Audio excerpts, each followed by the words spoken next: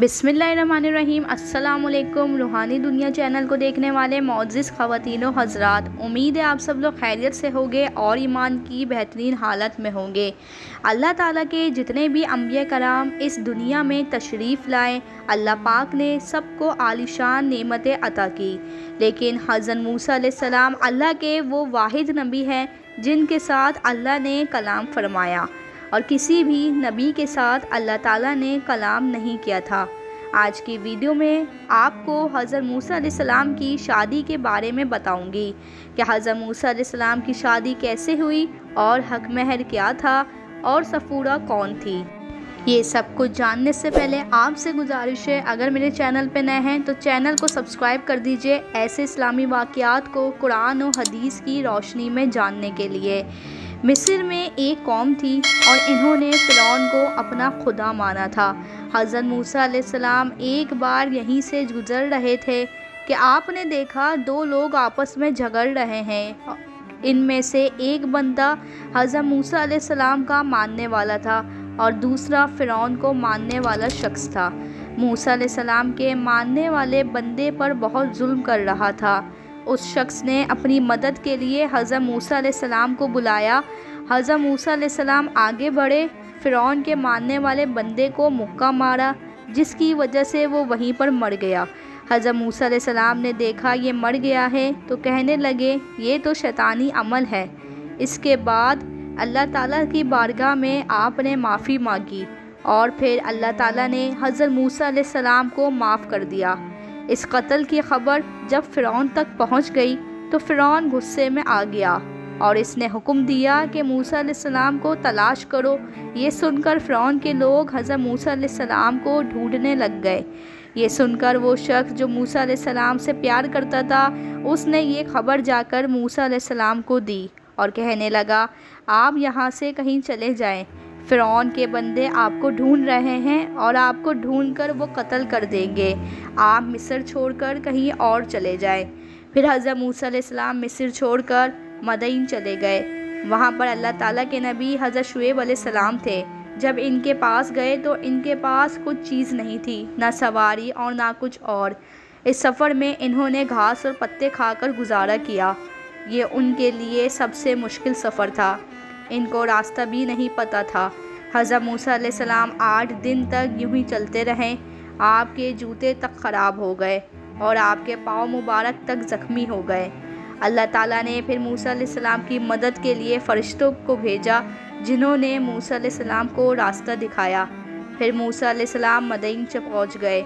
जब आप वहाँ पर पहुँचे तो आपने देखा वहाँ पर एक कुआँ है जिससे लोग वहाँ पानी निकाल कर जानवरों को पिला रहे थे। उस वक्त वहाँ जो लोग मौजूद थे वो बहुत ज़्यादा ताकतवर थे और कोई भी इनके होते हुए पानी नहीं निकाल सकता था। अल्लाह ताला के अंबिया कराम मज़लूम को जालिम के शर से बचाते रहते हैं। वहाँ कुछ लड़कियाँ भी मौजूद थी जो अपने जानवर को पानी पिलाना चाहती थी मगर पिला नहीं सकती थी। मूसा अलैहिस्सलाम ने जब देखा तो उनके पास गए और कहा तुम लोग कैसे जालिम हो, अपने अलावा किसी और को नहीं देखते कि कब से वो बच्चियाँ पीछे खड़ी है और तुम लोग खुद पानी पिलाए जा रहे हो। जल्दी पानी पिला के पीछे हटो ताकि उनकी भी बारी आए।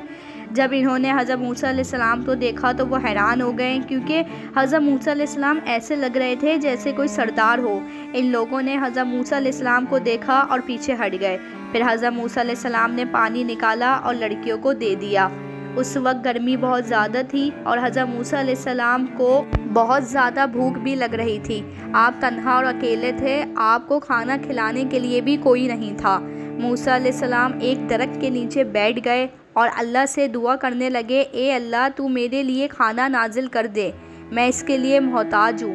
फिर वो लड़कियाँ जानवर को पानी पिलाने के बाद अपने घर के लिए रवाना हो गई। वो लड़कियाँ हज़रत शुएब अलैहिस्सलाम की बेटियाँ थीं। फिर हज़रत शुएब अलैहिस्सलाम पूछने लगे कि आज तुम लोग जल्दी कैसे आ गए।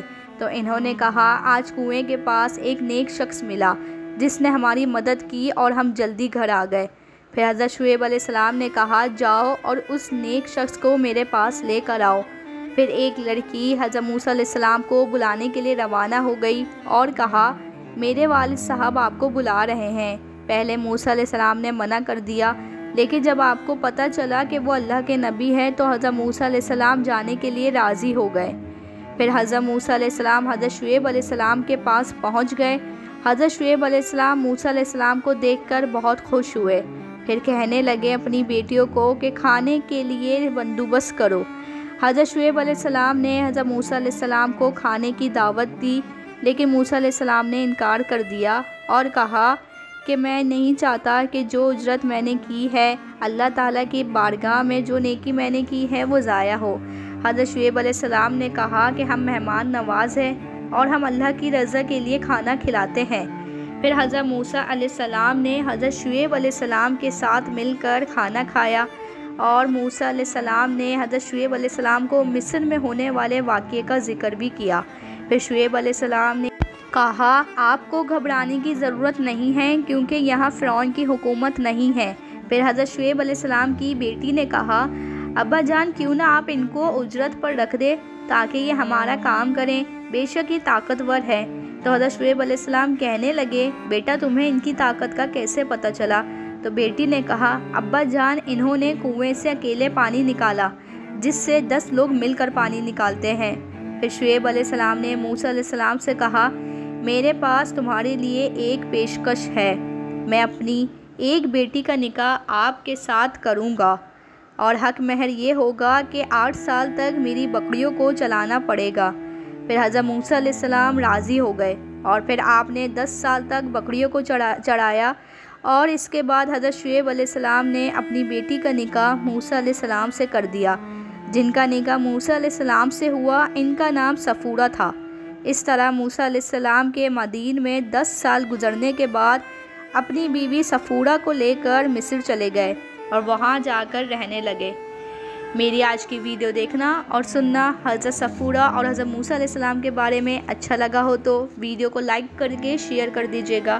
مجھے دیجیے اجازت، اللہ حافظ۔